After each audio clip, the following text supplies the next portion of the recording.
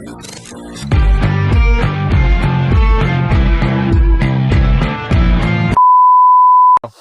crack, Trev. What's the crack, Shane? Welcome everybody to another episode of The Dry Ride.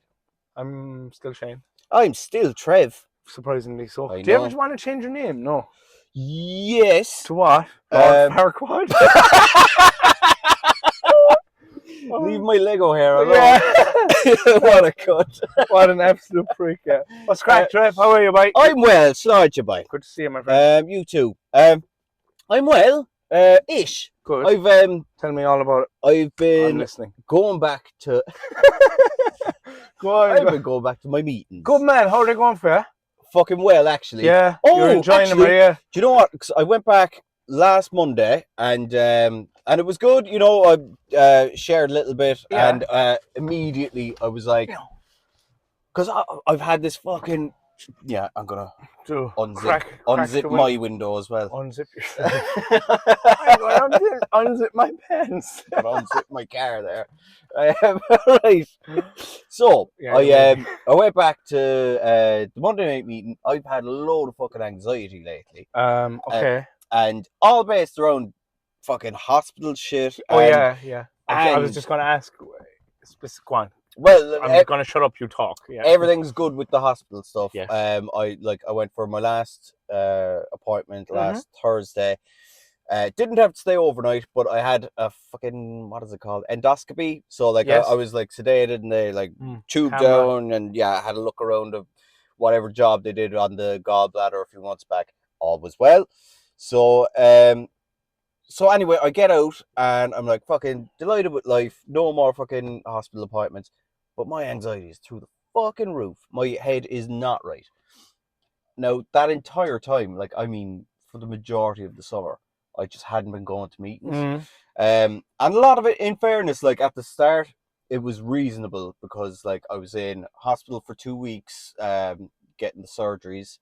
And There's a lot going on, mate. There was a lot, right?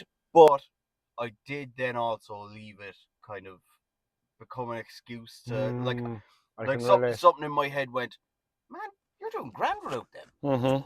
Like, have you noticed you haven't been to one in like, is that? No, that one's not on. I'd say there's something wrong with that one. Right, because it, like, the blue thing did come on. Yeah, it did come on. We'll get picked up with that. It will get picked up with this one, yeah. No, it'll be fine, yeah. Sorry, folks, about her DIYing. We're only learning. Yeah, sorry, Trevor. I didn't mean to cut across you there. Yeah, you're a cunt. I am an absolute. So show us how important you are.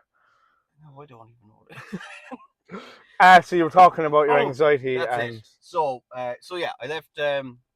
That's what it was. My like the voice in my head was there going like, yes, this is an excuse.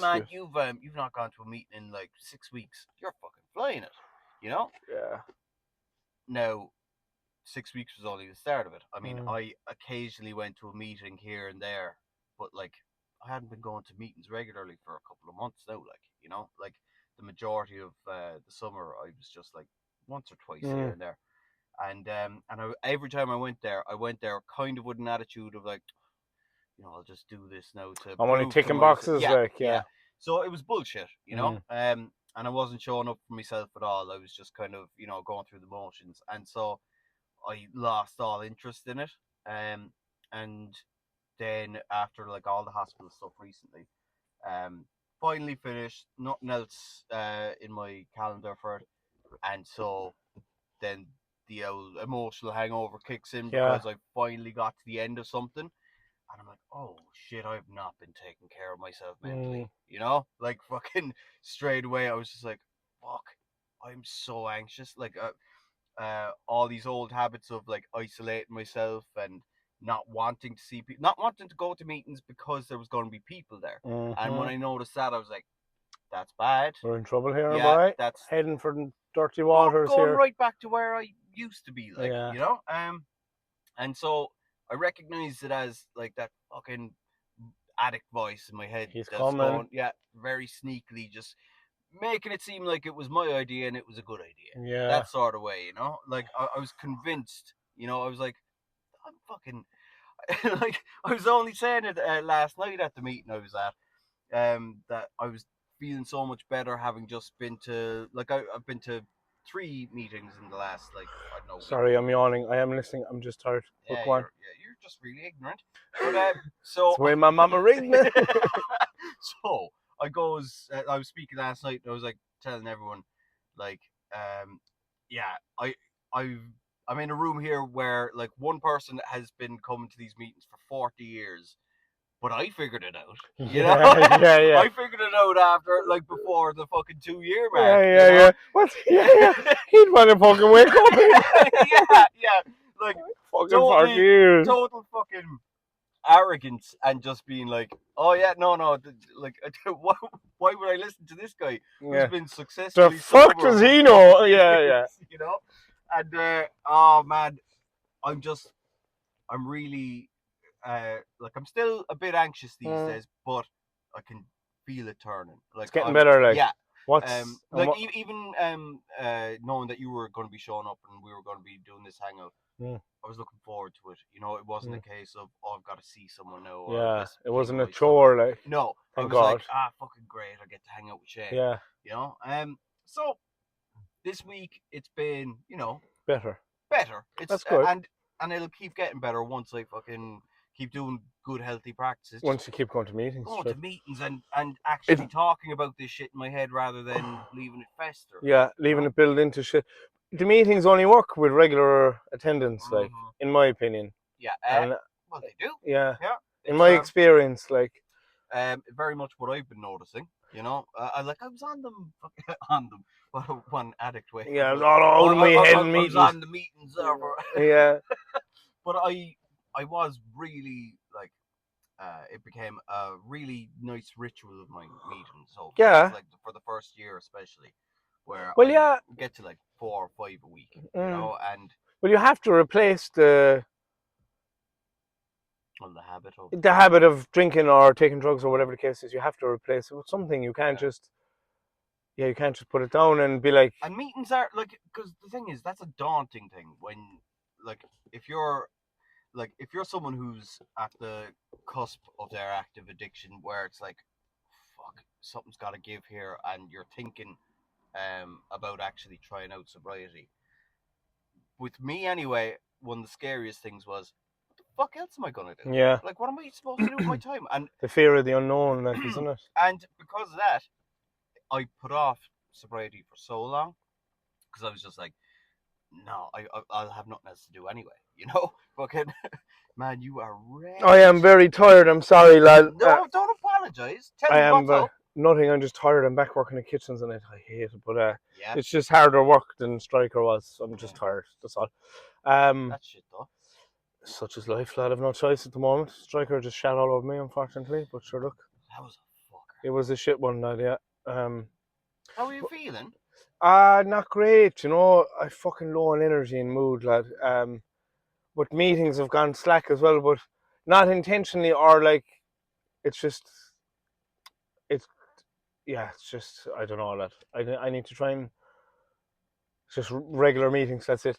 I can relate to exactly everything you were saying, because that's kind of what's going on for me at the moment, I suppose. But I went to a meeting last night, but I arrived an hour early. Yeah, I was saying that to you a while ago, and I was just fuck's sake. That's so then I went home, and you know what I mean? But I'm just angry, lad, and it's exhausting, and I'm sick of it, and I wish it would fuck off, but I can't. I'm just pissed off, lad, and it just won't leave me alone. I'm annoyed over it, the situation. They fucked me over, owed me 2 weeks' wages, and paid me €200. And I wasn't bad enough. They made me unemployed overnight the week before. Then to pay me €200, and they owe me more, and they're nah, and they're ignoring everything. I can't. It's just fuck them, this pack of cunts. That it was just the way they treat you. It's just they go on about these companies and all their employee wellness and all. It's all bullshit. Do you know what I mean? It's just they don't give a shit about you. You're just a number, and I don't care that I'm after naming them either. Man. Fuck them, This is our fucking thing, mate. Do you know, Trevor? I decided last week, after my first week back in kitchens, and I was in a couple of places there, and they're just miserable, and I'm just do you know what? On the first day back working in kitchens, I was just standing in the kitchen for about half an hour at 6 o'clock in the morning, looking at the door handle, thinking, do do I really have to do this again? Oh wow. Do you know? Yeah, honestly, I was like, Oh shit, I was man. miserable, lad. Listen, I'm very, very lucky that I have this skill to fall back on, but it is a place where I was miserable for a long time and wanted out of for a long time, and I'm being forced to do it because I've no other option. Just the only way I can put food on the table at the moment, and it's just frustrating, lad. But anyway, the first place I was in there last week, it was just miserable. The people there are miserable. So do you hop from like Yeah, so I different? do relief Okay. chefing. I'm working for an agency, so I cover all. Yeah, I could be working in different places every day, which actually I don't mind that part. Yeah. Because you don't have to put up with any workplace politics or anything like that. But Yeah. I was in a place there last week, lad, and it was just miserable. Not, it was just the atmosphere in there was miserable, and I came out of there and I was like, I am not going to do this for the rest of my life. And I was just like, I'm not going to be beholden to employers and their 12-month contracts or smelly kitchens, lad, with people who are miserable and bitter. It's like, we're going to make this work, and I'm going to make YouTube work for the YouTube channel that I'm doing. And I'm 3D printing. I'm literally going to make, I'm not going to be beholden to employers and the rat race, and Yeah, man. I don't fucking have to be, like, and it's rotten. I fucked it. Imagine having my life reset every 12 months because someone didn't want to give me a contract because it didn't suit their business. Lad. But anyway, I have very little acceptance around it at the moment, lad. Good. Look, this is fucking important shit to talk about, man. Because I think in the rooms, me anyway, I feel like sometimes there's a certain level of decorum that's expected, and or maybe not even expected, but I can only speak for myself. I would feel like I don't want to be too honest in case there's someone new in the room, or like I don't want to be a negative experience for someone in I the know. rooms, but that's not always the No. truth, like, you know. I know, and I'm trying to be like, what's the word I'm looking for? I'm trying to be aware of, like, whinging or having tantrums as such. Like yesterday when the lads rang me, and I was literally, but I'm fucking financially now. I'm under savage pressure because of what they're after doing. They owed me nearly 2.5 grand before tax, and they paid me €200. Like, do you know what I mean? Saying that listen, I'm not going to get into the nitty gritty of it, but it's just, I have a $1 billion company waving its dick in my face, being like, ha. Yeah. Do you know what I mean? Yeah. And like, you're locked out of the system. I can't contact people. My logins, I can't even view. I haven't even been given my final payslip. The way the whole situation, and I'm not the only one either. Like, I was talking to another couple of people who were laid off the same week, and it's the same bullshit. Like, saying, "Oh, you owed us this holidays and all," but it's just lies. Like, yeah. Do you know what I mean?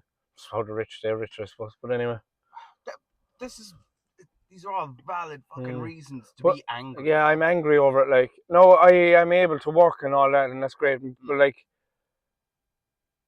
it pisses me off regardless. Like, do you know what I mean? You know, but there's a bit of pity, self pity in there, which isn't always healthy. It's a mixed bag, is what it is. I remember when we were in treatment, there was a lot discussed about you know, fuck off with your pity party, lads. You know, that's all that's gonna do is lead you down the bottle and fucking, you know, or in your case in the bag or whatever. Your voice is. Exactly. Now I get it. I know where they're coming from. However, since then, my view on that has evolved a bit, and I think it's a bit more nuanced. Because if you can feel something, then it's a legitimate feeling. It's valid. Anger is a valid fucking feeling. This frustration that you're talking about, that's valid. So let's fucking validate it. Yeah. Like, let's not. I think it's even worse if you were to try and brush. No, I'm supposed to be grateful. Yeah. That's just shutting something else down. Suppressing it. You know, that's what fucking honesty is. What's gonna fucking save you, man. Yeah. Just, you're right to be pissed off. Anybody who gets fucked over should be pissed off about it. And then going through waves of being completely okay with it, and then being like, actually, no, hang on a minute, like, you know. So it's just a bit of a roller coaster. It'll be fine. This too shall pass. It will. It will, like. And but you're okay expressing it, man. Yeah. Be fucking angry, and then have that wave of acceptance, and then be angry again if you need to. let it fucking come and go. Yeah. But do let that happen. Don't I know, suppress but any it's of just that. that no, I'm trying, but the head is starting to go like, yeah, I'm just the critic and that fucking the devil in our head is just he latches on to any feelings of anger and all that. So yeah, I mean, I don't mean to be fucking stoking the fire. yeah, There, go on, get him, punch him, go for Mr. Strike. Yeah, go on, get him, kick in the door. So, but I think there are healthy ways of being angry and beating up people, random people, randomers children that don't actually. affect your immediate life. Yeah, people that are weaker than me. Children, Just, old people. old people, Yeah, children, people old who are people. just short of the sick. Yeah, the sick and the poor. Yeah. Fuck's sake. You find loads of frail people in meetings. Prey on the vulnerable one. Give him a quick kidney shot. You tell anyone, I'll kill you. Tell your mum you've been drinking. Yeah. I'll plant some. No, stop. Stop. No. That devil is fucking getting loud. But no, look, I'm alright. I'll be fine. Like, I'm also just tired, lad. Yeah. But it's fucking understandable, man. Nah, look. It'll be fine. It'll get. But anyway, like I said, short term, I've no choice, Trevor. But long term, I refuse to be beholden to employers and contracts and all this bollocks. I'm not having it. Lad. I'm loving your enthusiasm for this, by the way. For this, yeah. Well, and going. Well, I don't have to be fucking under the thumb of an employer. Not long term, anyway. Like, no. Why should I why not make something creative and make it work? Mm-hmm. You know? Yeah, exactly. And if this thing works out, by fucking happy days. How much fucking fun is this? I know, yeah. Yeah. But imagine being paid to do it. That'd be great, wouldn't that be? Imagine that. Yeah. Sign up now to our Patreon. Yeah, Patreon. Yeah. But imagine that. Imagine doing something that is cathartic, therapeutic, and beneficial for other people potentially. Yeah. This is awesome what we're fucking doing. I love getting to do this with you. Yeah, it's nice to. It's a real positive spin on 2 lives of misery, isn't it? How was your life? Miserable? Yeah, in fairness, I mean, this whole thing is so fucking ghetto and DIY that we throw a fucking phone up the dash. But in fairness, there's between us 60 years of devastation that we had to build before we got here. So we've done our due diligence. We have. But on that note, excuse me. Get out of my car. Yeah. On that note, I don't actually. Get the fuck out. Yeah, I don't like you. I've been meaning to tell you. Yeah. I hate to do this on camera, but it's not me. It's fucking you. No, I'm going on holidays on Sunday with my missus. Yeah, we're going to Salou for a couple of days, lads. So I'm looking forward to Salou. Yeah, we're going to Portaventura. I fucking love roller coasters, lad. I'm pure adrenaline junkie, woo! Junkie by day. Yeah. So and there's fucking multi-million-dollar roller coaster. There's a Ferrari land next to Portaventura, and they've micros. They just have a load of micros. Yeah, be not Ferrari land. No, they have not Ferraris anyway. They've got one of the fastest roller coasters. It just goes straight up and down, but it goes from 0 to 6 gazillion miles an hour in minus 4 minutes. Oh, your arse will be back there. Yeah, literally, I'll hit myself on the way back down. I remember I went to Alton Towers. Fucking, I don't know, it must have been about 10 or something like that. And what was it? Oblivion was, I don't know if it still is now, but the whole selling point was that it was the longest vertical drop roller coaster at the time. Oh man, that feeling of the arse getting left behind. Fucking, I remember it brings you right over the top, and then it hangs you there for a minute, and you're like, oh my God. Oh no, why? Yeah, stop, that's the best thing. Hearing people crying, Mommy. You But- see, Brett, Oh, yeah. You can see his speech bubble left in the air. But we were in Thorpe Park last year in London, lad, and it was brilliant. It was pissing out to heavens, but we had a great crack. Just me and the missus again. Nice. But there's a roller coaster where it comes out, and it's like, so it comes out, and it hangs you there, but the track actually goes back in and down that way. So you're like, so you can't see a track. We were on one in we were in Emerald Park, Tato Park. It's Emerald Park. Now, recently we were only there. Is it called Emerald Park? No, yeah. Why? I don't know. They ran out of potatoes. I don't know what the fuck. Anyway. Just get a pack of Emerald there. Yeah. Just get a pack of not fucking Tato, Chris. Not Ferrari. Yeah. I'm a packet of not Ferraris. Hi, I'm Barry Scott.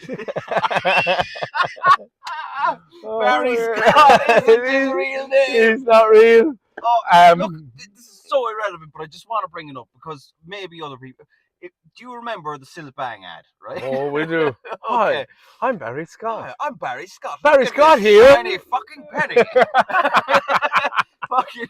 All right. His name, the actor, his name isn't Barry Scott. They invented the name Barry Scott for him. And fun fact, he's in the music video. Did you just fart? No. Oh no, the car's given away. We're about to roll down. No, it's someone taking out the wheelie bin. All right. Relax, Trevor. Sorry. That crack has got you jumpy again, lad. So, fun fact about not Barry Scott. About not Barry Scott. I need to find out his fucking real name again. But he plays the manager in a Brian McFadden video. You're not real to me. No. He's in that music video. Okay. Anyway. But that's Barry Scott or not fucking Barry Scott. You really have taken it personal, lad. I don't get the world it. is full of not Barry Scott. They would have had to have fucking been in a boarding room, fucking talking. What are we going to call him, lads? Like Barry, no Scott. Barry Scott. I guarantee you that's how it came about. There with their fucking Chinese takeaway. Here, will you Sorry to just get back to the pod. Go on. Will you go onto our YouTube there and pull up that comment from Gary so we can answer that man's questions? Because we're neglecting poor Gaz. We you like sauce? Yeah. Neil fucking Burgess. Barry Scott sounds better, lad. His name is Neil Burgess. Plays Barry Scott, a fictional character. No, somebody call him out! Come out and fight! Show us your pennies! Yeah, you're king of dog shite! King of nothing! You're king of nothing! King of nothing! He's drunk, he's bastard, yeah. Okay. Here. Oh yeah, you said Gary. We got a comment from someone. How fucking cool is that? Yeah. His name is Gary. Dry Ride Podcast. Gary, where's Gary? Gary. Was it episode 1? Maybe 2. Maybe 2, he says. Maybe 1. Maybe 1. We'll have a look at 1 there. Shush. 10 comments. Was there? No, it wasn't that one anyway. Was it? No, that's a Karen. I'm going to have to insert one of the SpongeBob things here 5 minutes later. We're nearly there. Okay, episode 2 maybe. Just start off with a load of fucking laughing. The start of this video was off the wall. Go on. Gary Mac. Yeah. From Gary Mac 8229. How's it going, Gary Mac? Nice one, lads. I'm curious about root causes, environmental influences, genetics, loneliness in addiction and repeating patterns. Let me have a quick read because I wasn't listening. Okay. I'm just like... root causes, environmental influences, genetics, loneliness in addiction and repeating patterns, removing the temptation, especially people from your path. Okay, let's start with root causes and environmental influences. Root causes, do you know what's funny? It's actually, do you know what? There's nothing funny about it. Yeah, it's hilarious. It's actually quite amusing. It's a funny story, Gary. No, I suppose root causes are different for everyone because I've heard people in the room say like from myself, I had trauma and You're the fucking I had that's what caused yours. Yeah, my Asperger's. Childhood trauma, but then I've often also heard people speak who had they say themselves they had a fantastic upbringing and I'm not saying I didn't have a good upbringing, but just people that have. So it varies. But Yeah. then I don't think there's any solid. Correct me if I'm wrong, and I should probably look this up after. But I think there's been research done about whether or not it's hereditary or genetic addiction, and I think there's for and against for that argument. There is. Do you know anything about it? Like, I follow and love Gabor Mate. Right? Oh yeah. And very much because he's very good. He's very interesting. Very interesting man. He looks like an old slow loris. If you don't know what a slow loris is, look that up, and that's what Gabor Mate looks like, except he has a black blazer. And is human. And just about. But he's also adorable. It's like Paddington. Yeah. It's a bear in with a coat and a hat. Yeah, and Wellingtons, but no pants. Oh wait, am I thinking of Winnie the Pooh? No, you're right, lad. No, Winnie the Pooh's. He's going. He only wears a t-shirt, so it's he knows. It's a belly top, actually. Yeah. He knows the clothes are necessary, but he decides not to wear pants. He's like, I'm balls out, bitches. He gets up every morning and puts on a t-shirt. And looks at himself in the mirror. That's it. Fuck all y'all. I'll have to get me some fucking hoodie. Yeah. Who's in, bitches? Who's in, bitch?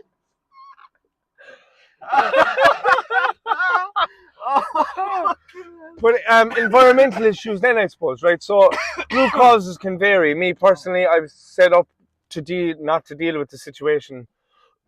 When drugs were offered to me the first time, I instinctively said yes because I already felt like shit for a number of different reasons. But I wasn't conscious of that at the time, like, you know. But that's the reason why, like, took this thing that made me feel better than I already felt, like.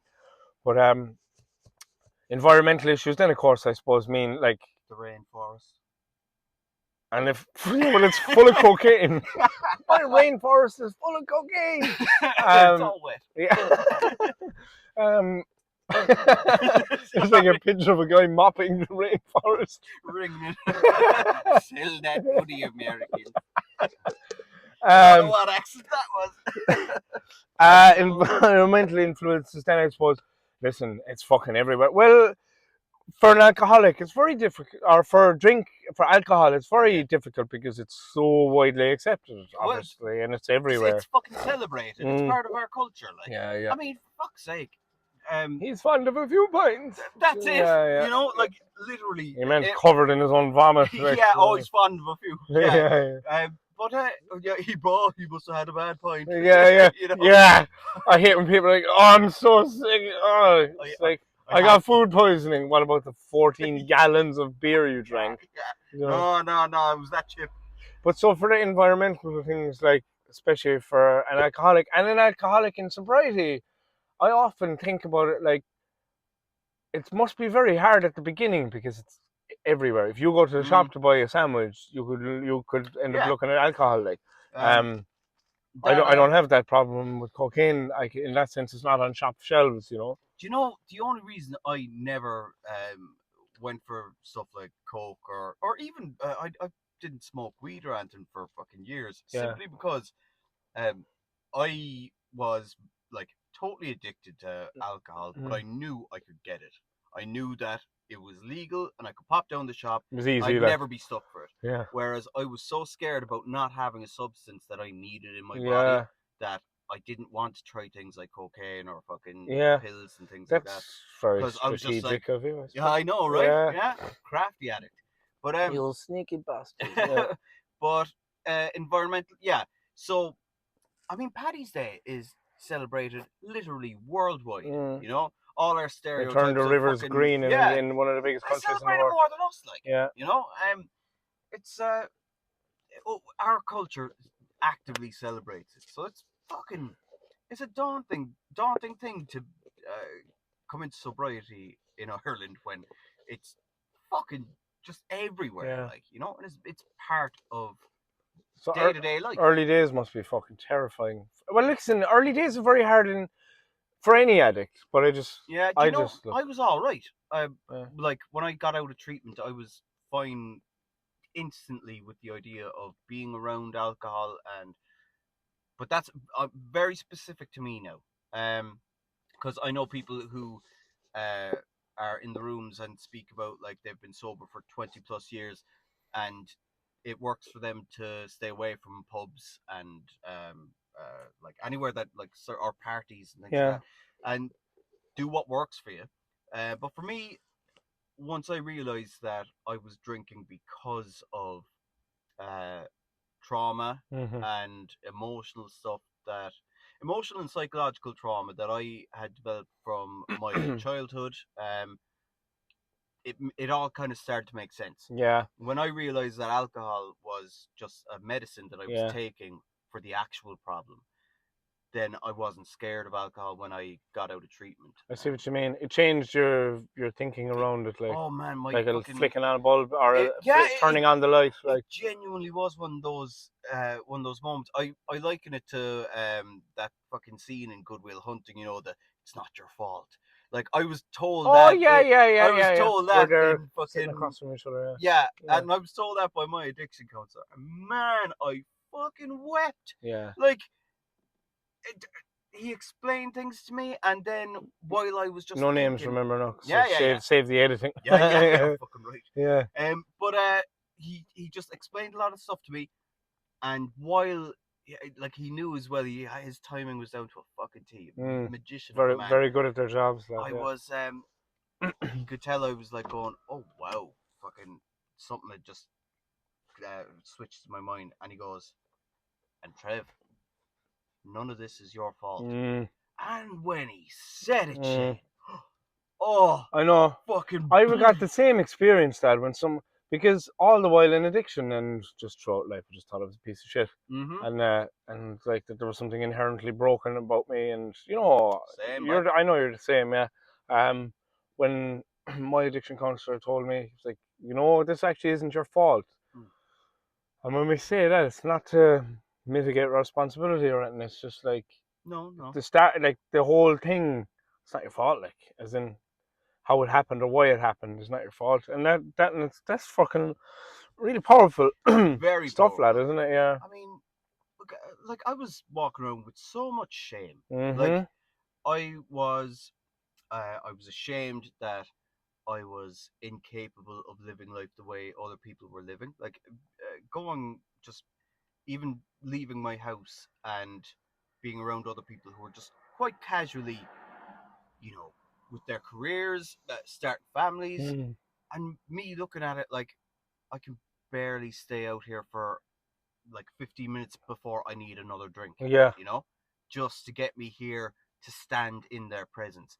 How do I have it so fundamentally wrong? Yeah. And I was embarrassed at the panic and fears that I had. The fear is so like one of the defining things of life in addiction. That fear, yeah. like being afraid of everything. But it's funny. I was talking to a sober member about this recently, and he was saying it's only in hindsight you see how much fear controlled your life and dictated everything about my life.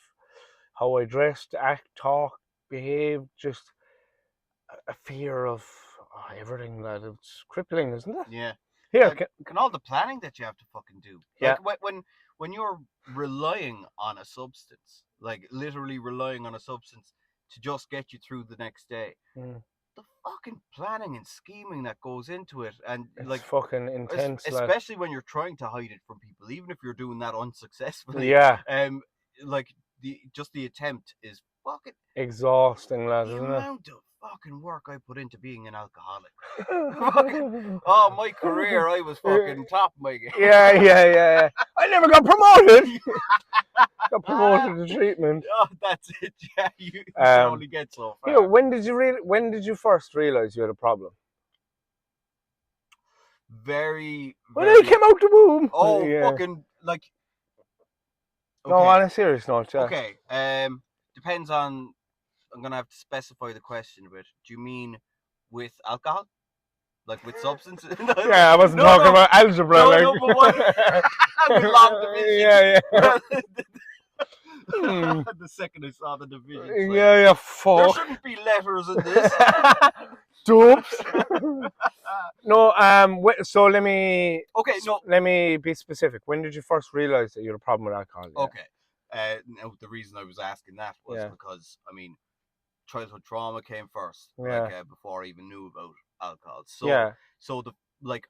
No, I mean in addiction. Okay, in addiction. So, it would have been. Do you know what? I reckon when I was 17, I think it was actually like the very the very start of, because I recognized immediately when I had my first proper pint in a pub. I think you and I like it just burned away that knot of anxiety in my stomach. And I remember that night being so relieved. I mean, so fucking relieved. It was like I was just after being given this reassuring hug. Relieved of all everything. Everything. Like all the chaos in my head. 17 years of, well, I mean, like I drank before that, you know, like at gaff parties and stuff. But this was the first time it felt like, oh yeah, I'm old enough to just go here and do this now. I don't have to go bushing every couple of months or whatever. This is something I can do now. I can do this. Yeah. And so I kind of made a deal with myself. If it wasn't that evening, it would have been like that week, because once I had that first pint, I wasn't gonna stop. I was like, fuck, I'm like no idiot. I know that there are alcoholics. I know they exist. There are fucking some in my own family. I know that it kills people. I don't care. I've had to deal with panic attacks for as long as I can fucking remember. I just don't want those anymore. If I can get 10 years with this and it kills me, that's fine with me. Job done. I had a good 10 years. I had a good run. That's it. I suffered for 17 years. I'll take 10 good ones. 10 good ones of me just being langers, fucking drunk, and not having to fucking worry about anxiety, as I thought was going to be. Yeah. All I had to do was stay drunk. So almost immediately, I knew it was going to be a problem, but it wasn't going to be a problem that I was concerned about. This tomorrow's problem. I didn't care. Yeah. I didn't even care if it was a problem. You know? What about you? I fucking realized. Would it have been Coke first or? No, I got drunk first. No, when I was 15, 16, everything. I found the world of drinking drugs, and I tried everything, like drink Coke, weed. Well, smoking weed first for years when I was a teenager. Yes. And then it actually started to have a terrible effect on me when I was about 18, lad. I used to be crippled with paranoia and fear. Like if we were sitting at a table, talking, smoking, hanging out, like I could be gasping for a drink and I'd have a bottle of Lucozade on the table. And this is an actual example. I can remember just sitting in someone's kitchen at the table, and for hours that I was dying for a drink, and I was too afraid to pick the bottle up off the table and take a drink, like literally. So I stopped smoking. That wasn't for me, like. Oh really? So, yes. Not being able to. Afterwards, I was like, that was class. Let's do it again. Oh my god. No, but so I stopped smoking weed then for years. Awful experience, being gasping and just and looking at it, like but awful. So, but then but at 16, I was taking pills, fucking smoking weed, taking Coke at the weekend. But then as an adult, At 16. That was 15, 16, Rocking And then when I was like, I don't know, in pubs and used to be going out every weekend and stuff, taking Coke every weekend. But when I realized, like 1 gram used to do me for like more than a night, like. But then when it was like more than one, I was like, oh, this is a bit weird, isn't it? How long did that take you? Around what age would you have been getting? 18, 19. But it would have been. That's a pretty quick escalation. Oh, of course it is, yeah. But once school was out of the picture, like, and your Monday to Friday was less childhoody and it was more adult, like, and I was in college and all, but I might as well have been at home. Like, I was at home for a lot of it anyway. But when I realized, it kind of dawned on me, like, Jesus, this probably isn't good, you know. And then I just forgot about that again for years, you know. But no, that was when I first realized there was a problem. But you know, I never knew anything about, like, there was never any addiction in my family. My sister was in. No, I never had any direct brushes with addiction or anything like that, or alcoholics or drug addicts, or or anyone that had been in treatment, or so I was completely oblivious to that world. And so by the time it rolled around that I needed to go to treatment, I didn't even know that it was an option. To be honest, I just thought fucking suicide or death was the only way out. Like, but yeah, no. But anyway, that's not my point. I have no idea what my point was. It's a fucking fair point though to bring up, even if it wasn't your intended one. No. I mean, that's because for some reason I did know about, like, I knew about rehab as a thing, but I thought it was like Charlie Sheen is the only one that you hear celebrities going to rehab and have mental breakdowns or whatever. Yeah. I only use Tim Nuggets, he's relevant in the news at the moment. But is he back? Yeah, we had a documentary out and he's done a lot of interviews and all. Yeah, he was on Rogan as well. Joe Rogan. He was on. He was on that, and no, he has a documentary out on Netflix. I haven't watched it, but it's supposed to be very good. But anyway, rehab to me was only something like in movies, or and alcoholics were just down and outs on the street with the brown paper bag. Yeah. But I did believe that actually, that like alcohols were just just your stereotypical what answer me this. What was the hardest thing about early recovery? Riddle me this. Okay, well, I'm going to surpass the immediate withdrawal because that's kind of its own. Jesus Christ, that's horrific. I don't mean to be scared anybody. There's anybody who is considering getting sober who might be watching this. Go to your doctor first.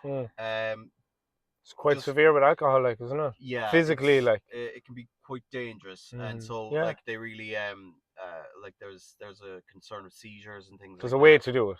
There is, and there's a safer way to do it, which is like doctors typically they prescribe something called Librium, which is it's basically a kind of a muscle relaxer but it's designed for alcohol withdrawal, and it's a very mild sort of sedative that just you're going to still go through some awful stuff for a few days, but just kind this of helps, takes the edge off it a bit, and it helps your fucking system. You know, like it'll stave away the fucking any chance of seizures and things like that. You know, which is gives you a chance. Like basically gives you a chance. But like you will still. But consult your doctor because we're not medical professionals. No, certainly not. Like we have our own experience. Yeah, and that's all we're talking about. We're not giving anybody advice or instructions, so please don't assume that. But otherwise, it's a psychological game after that, and I felt like I was after going through a really bad breakup. Like it was a relationship that was just because. What I explained there about, when I had that point and it felt like I've just been given this affectionate hug, I was letting that go. That's a scary thing. It is. That was the first time I felt like a real affection. It's your safety blanket, and you have to let it go. And it's like a sort of, a really messed up domestic sort of situation, where you've got to separate yourself from someone who you do love, and give up a loved one. I wept so many and I said this in treatment as well, I remember, and I felt so relieved after I'd said it because I was really embarrassed about it, and once I'd said it I remember a few other people going fucking same, and I was just like, oh, thank God. Imagine like the room stayed silent. Who's this fucking guy? Is anyone else listening to this prick? He's there parking his yeah. 2 minutes there, bud. Sending a message. Sorry, manage the counselor, be like, hold that thought. You get out. Yeah. Get out. Anyone else want to listen to this prick? Come on, Joe. Oh, stop it. But I think psychologically and it's the head stuff. It's the emotional stuff, the head because stuff. I felt so fucking lonely, and that's why I threw myself into meetings. Do you know what I'm laughing at? You know what? You know that scene in Team America when it's Kim Jong Il and he's like, "Oh, I'm so lonely," and he starts singing it like, anyway, sorry, Trev. I'm so lonely. Oh my god, I gotta stop coughing. Uh, So that's what I found the most difficult like early recovery. What about you? I'm trying to think that. I don't know. And that's enough for it. Yeah. No, here I found treatment actually easy in a sense because how am I going to describe this properly now? I found it easy. I was happy to be there because all of my problems that had been in my head. Do you know how it all compounds the closer you get to the end of your addiction? Like it's like like compressing inside in your head. Like all of that was just overnight. I was taken out of society and put in a safe place. So all of that was removed. Like, and I was like, "Fuck it, this is great." Yeah. But it's like coming back into yourself now, but because you're in rehab and you've got some work to do. But I was just like, woohoo! Yeah. Oh, great. Yeah. But after that, let's talk about post-treatment. I don't know, lad. The hardest part, dealing with your emotions, I suppose, or not knowing how to deal with your emotions. That you're new to it. We're new to everything. You know, as they say, the best and the worst thing about recovery is that you get your feelings back. Yeah. You know, the good thing is you get to feel. You get to feel again. The bad thing is you have to. Feel yeah, you have to feel again. I don't know though, because like when I came out of treatment first, I wasn't ready, and like I said before, I relapsed after a couple of weeks, and then second time, it was great. But you know, I don't know, lad. It's hard to know. My brain is just fried, lad. It's hard to know what's really going on because you'd be like, "This is great, I feel great," and then there's it's just such severe highs and lows emotionally. Like you go from being like, "Fuck it, this is brilliant," to like the next minute you're like, "Oh my god, I'm fucked." Like to being back up, and it's an awful roller coaster, lad, isn't it? It's tough going. It's exhausting. Like it's tiring, but your worst day in recovery. What's that saying? Your worst day in recovery beats the best day in or something like that. And nothing as bad. Any bad day I have in sobriety, lad, does not compare to how bad it was in addiction. Like, I've got, even though being tired, cranky, pissed off over jobs, all this thing that I've got going on lately, like none of it compares. None of it compares. Those problems are life shit. Oh yeah, you know? It's just as I was told today again, life on life's terms. Like, yeah, you know, which is a fucking dose, and you don't need to be a fucking addict to know life on life's terms. Life is just tough, like you know.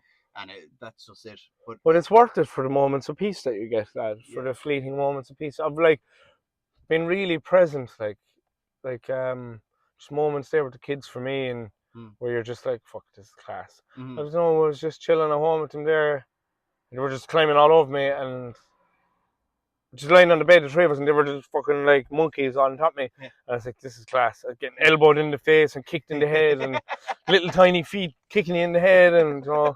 But I was like, fuck it, this is unreal. Yeah, do you know what I mean? So it's worth it for moments like that, lad. It is. It's just tough, like, do you know.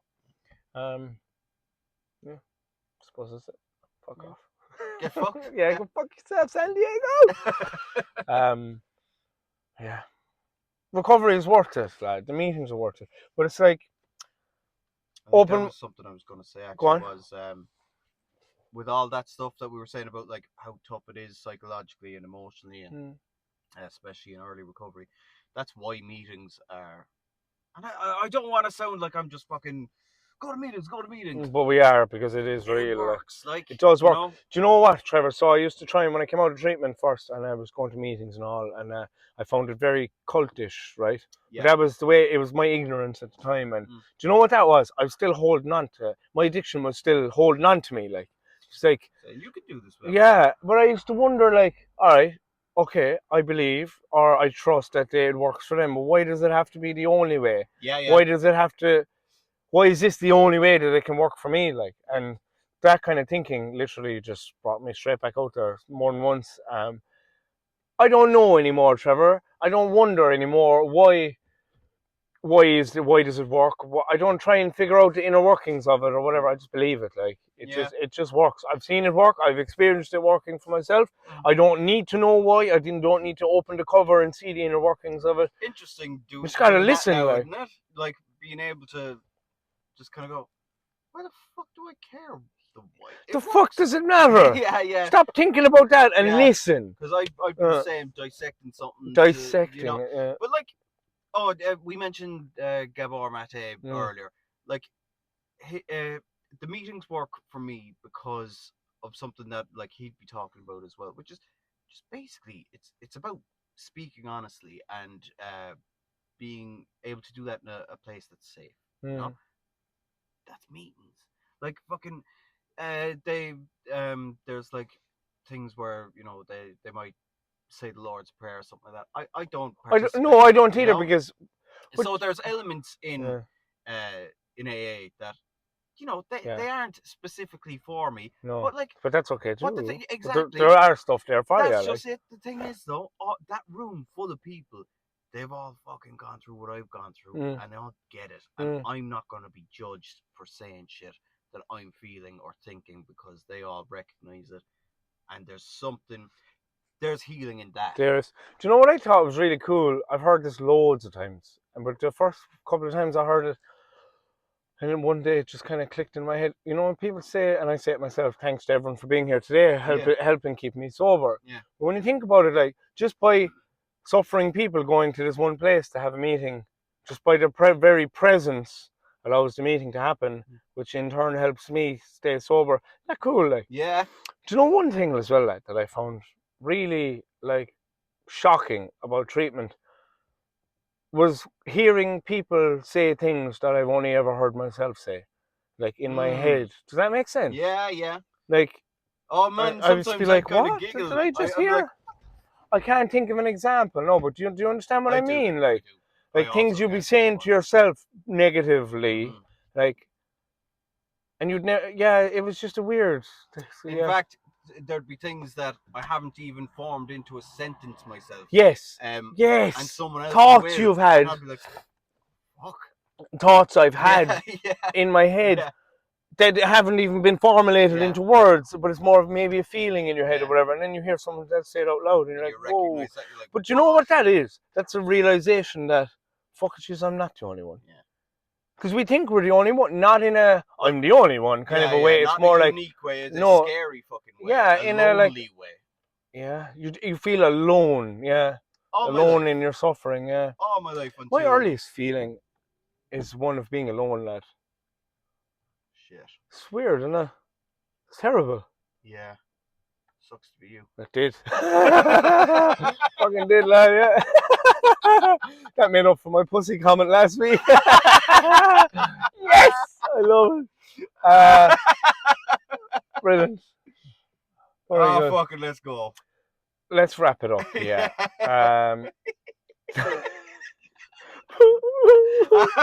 Off camera now, I'm ringing someone like, oh, he was mean. Yeah, we actually hate each other off camera. Yeah. I kick him out right here. I have to walk home. Yeah, every time, 15 miles. So it depends on how much of an asshole he is. I drive further away. So let's wrap it up. Listen, thanks again, folks. I'd just like to say again, thanks everyone for your continued support. And if you like what you're hearing, gang, feel free to engage with us. And please like, share, subscribe, post, all that good stuff. Well done. Yeah. You're getting better and better. Fucking practicing every morning in front of the mirror, lad. Gets really embarrassing in public toilets. Thanks, everybody. Thanks, guys. Until next time. Look.